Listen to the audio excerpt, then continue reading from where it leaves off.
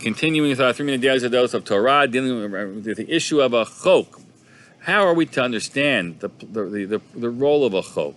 I mentioned that for the most part, right, our mitzvot are understandable, are explainable.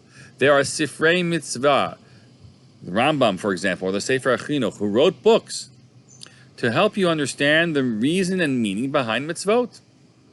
That's what they're there for, because mitzvot as a whole are comprehensible and have purpose to them and goals they're trying to achieve and meaning behind them.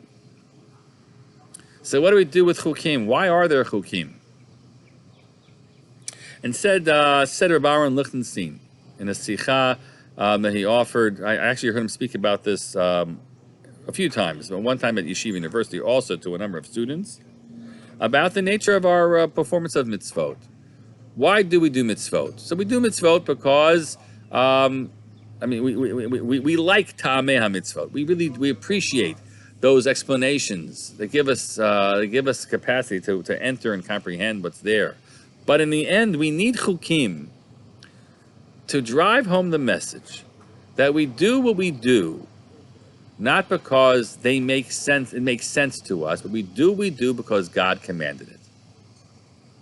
That's what mitzvah means. It means commandment. God is the mitzvah, God's the commander, we are the commanded. The mitzvot are things that God commands us to do.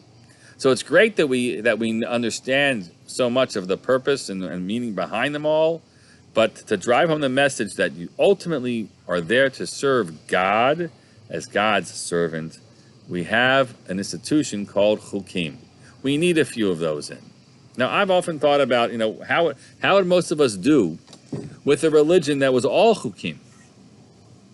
Let's say that the numbers were far different. How would you manage? Now, on some level, you say, okay, this needs to be a servant of God.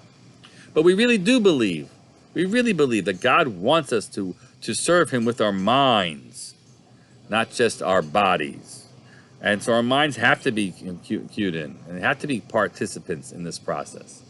And I would think for myself that if this were a religion where 90% of what we do are chukim, I think we'd have a hard time having adherence, and have a hard time believing that that's what God would really want, because it wouldn't be. God really wants us to be engaged on all those levels. And yet, there's a great value in reminding ourselves that we're just mortals and God is God, and we are there to serve God. And that's the role of a chok at the end of the day. Be a good servant to the Lord above. Have a good day.